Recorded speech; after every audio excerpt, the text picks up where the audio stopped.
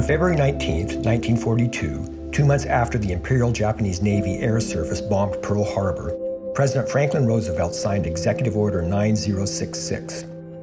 This executive order gave the U.S. Army the authority to remove civilians from the military zones established in Washington, Oregon, and California during World War II. This led to the forced removal and incarceration of some 120,000 Americans of Japanese ancestry living on the West Coast.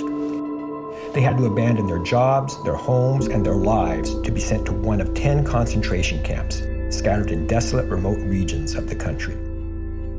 Army-directed evacuations began on March 24th. People had 6 days' notice to determine what they could carry and what they had to leave behind. Anyone who was at least 1/16th Japanese was evacuated, including 17,000 children under the age of 10, as well as several thousand elderly and disabled people. Japanese Americans were transported to a detention center where they lived, sometimes for months, before being transferred to a permanent wartime prison camp. One of these detention centers was the Portland Expo Center. Every February, Japanese American communities across the country commemorate Executive Order 9066 as a reminder of the impact the incarceration experience has had on our families, our communities, and our nation. On this day of remembrance, we reflect on the flagrant violation of the U.S. Constitution and the civil liberties of American citizens that occurred as a result of this executive order and its execution. We reflect on the fragility of constitutional rights. We remember how racism and bigotry can influence policy, and we reaffirm the importance of being vigilant in protecting the civil rights and freedoms of all. Today, Portland Community College is marking the 79th anniversary of Executive Order 9066, an act born of hatred and fear that sent more than 120,000 Japanese Americans to American-style concentration camps during World War II. By acknowledging this painful moment in history, we reaffirm PCC's values of belonging, justice, equity, diversity, and inclusion, and invite our community to join us in affirming a vision of a truly inclusive democracy. So many of us in Japanese American communities in the Pacific Northwest have lived experiences and family stories surrounding this terrible moment in U.S. history. Both of my parents, when they were adolescents, were in prison. My dad with his family in Tule Lake, and my mom with her family in Hart Mountain. Prior to being sent to these concentration camps, families were held in detention centers. They were called civilian assembly centers. Almost all of these confinement sites, and there were 12 in California and one each in Washington, Oregon, and Arizona, had previously been racetracks or fairgrounds. The stables and livestock areas were hastily converted to living quarters. My mom and her family were imprisoned here in Portland at the Portland Expo Center. We grew up near Seattle, and I never knew that my mom and her family had been held in Portland. Flash forward several decades, I had just accepted the presidency of Portland Community College, the largest post-secondary institution in the state of Oregon. When I was telling my mom about this amazing new opportunity, she asked me if I could see the Ferris wheel from where we lived. She remembered, as a teenager, looking out beyond the barbed wire fence and seeing the lights of the Ferris wheel. And, by the way, then living a lifelong lesson about exclusion, inclusion, equity, and the U.S. Constitution, and about education. Sometime during our conversation, we both realized that our family had gone from being a prisoner in Portland to being a president in Portland in one generation. This arc from prisoner to president underscored many things, not the least of which included the importance of educational opportunity, something that both my parents pursued and valued. And so this story is called From Prisoner to President. Here are some reflections from my mom, Tammy Mitsui, whom I interviewed in late 2020. What happened when the government came to pick up you and your family and bring you to Portland? Well, actually, they didn't come to pick us up. we had to all go down to the Wapato train station. All the Japanese families had to take the train from the Wapato train station. That was June 4th or 5th of 1942. The MPs were all there, and Georgie tried to sneak in 2 little kittens and took those away from him. The MPs took the kitties away from him? Yeah. Mm. And he started to cry. Mm. And they inspected what we had in our hands. The only things we could take were what we could carry, you know. Mm. Grandma put some blankets and extra clothing and stuff in bags that we could carry or she could carry. Mm. But fortunately for us, Papa wasn't taken away by the FBI. So there was Papa and Mom. Shane was just graduated from high school. Ken, Kay, Gib, Rico, Georgie, and I. What do you remember about the train trip? Do you remember anything? Yeah, they made us pull the blinds down. Mm. And then they took us to, we just rode the train to Portland Assembly Center. I mean, that was it. We got out and they gave us a blanket to use as, they gave us a stall, animal stall for each family. And Grandma put up a sheet as a door so that, you're not facing right out into another person's stall or anything like that. And then, the stalls were around this exhibition arena where they exhibit the stocks. Uh-huh. And was called the Portland Assembly Center. If we went outside, we could see Jansen Beach, the Ferris wheels going around and around. We were there from June. We were evacuated the first week of June till August. And then we were put on a train to Heart Mountain, Wyoming. In the Portland Assembly Center, it smelled like manure. Oh. It was a stock exhibition, and each stall that the family had was a stall for the stocks. That must have been terrible. Yeah, it was. And the fact that there was no partition a door, that we had to put a blanket or a sheet to have some sort of privacy for the family. And then they had, just a mess hall for food. I was a 12-year-old, so it wasn't as bad as when you're a teenager or adult, Yeah. I'm sure that it was hard on Mom. Yeah. With 7 kids. And the only recreation, we didn't have any.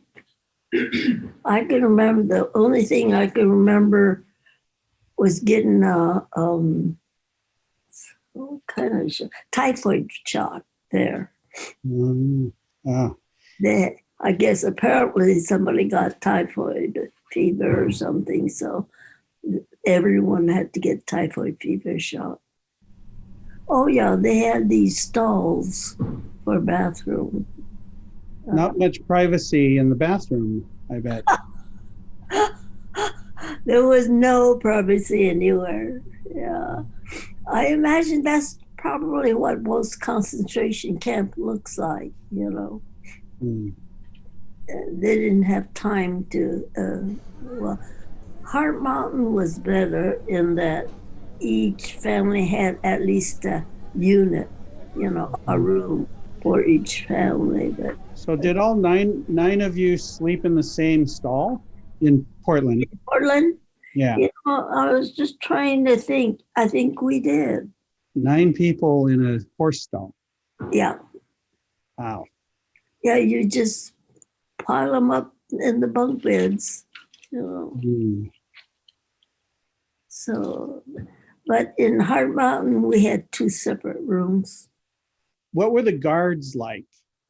like MPs. Were you they know. hostile or were they professional but neutral or? You know, I didn't even pay any attention to them. They were just there. There was a guard tower every 50 feet or so, or I can't remember how the distance, and they were up there all the time.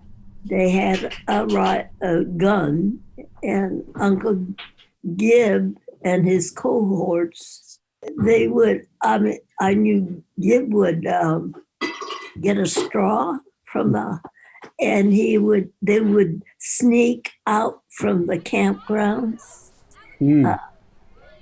because they used to have these ditches, and they would use a straw to breathe through. They would sneak out just to say that they snuck out. They were on the outside of the fence. That gave him great pleasure.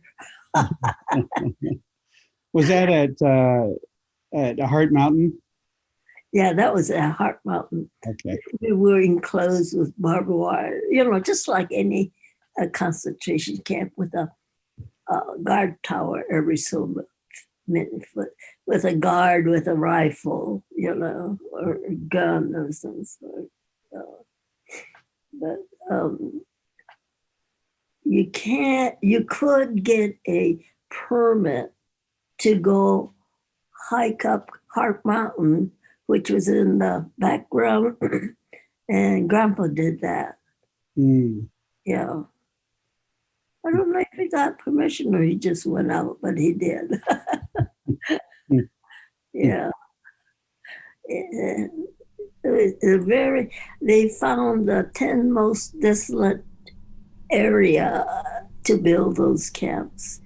And each camp, I don't know about others, but most of them had about at least 10,000 people. There were special camps where some of the prominent Issei leaders were taken in the middle of the night by the FBI. What happened at the end of Heart Mountain? When did you get out of Heart Mountain? Okay, they were going to close the camps. And so Ken was working in a plant in Cleveland. He bought an old truck. You know, he was 20 years old, mind you, and he came to pick us up in camp in this old international truck. Oh. A truck, not a pickup truck. And we went to Helena, Montana, and we stayed there for September, October, November, December, 5 months. And then in December, end of December, January, we moved to Wapato. Okay. To the old farmhouse. Oh. And Papa went first to clean the place up. They said it was like a pigsty. Oh. You know, and we had left a new car, new tractor when we were evacuated. I'm not fond of Roosevelt or the evacuation to me was a real hardship, and it broke Papa's back, I think.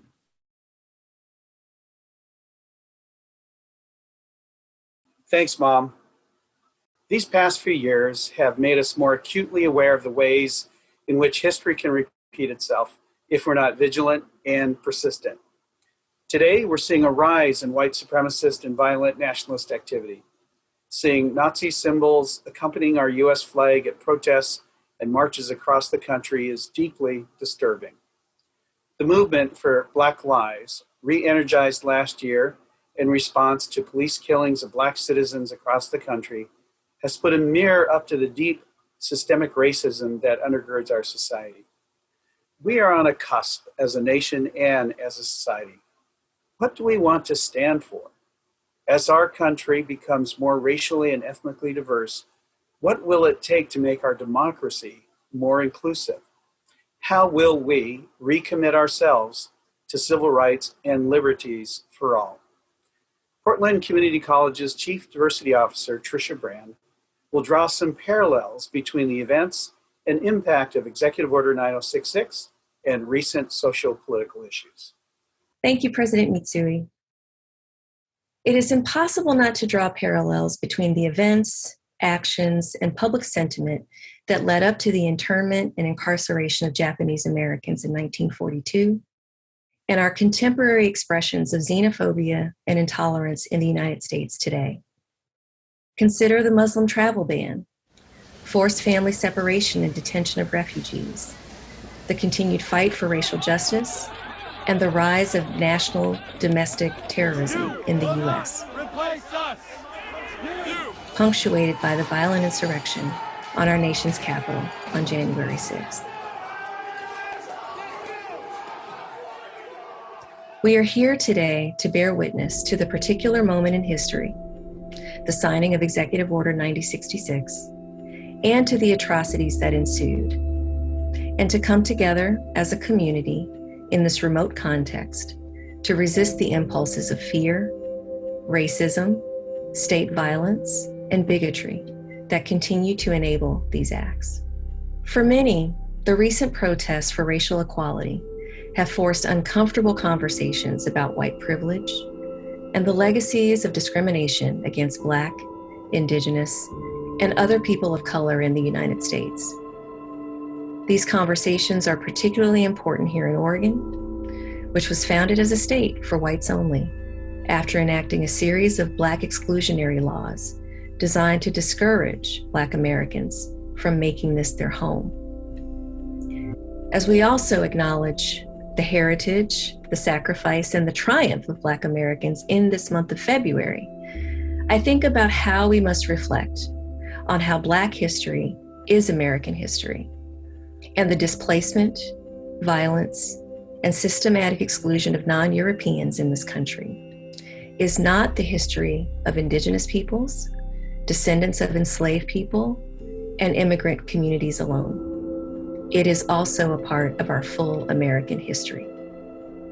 We are all grappling with these questions about how to become an inclusive and civically engaged democracy today.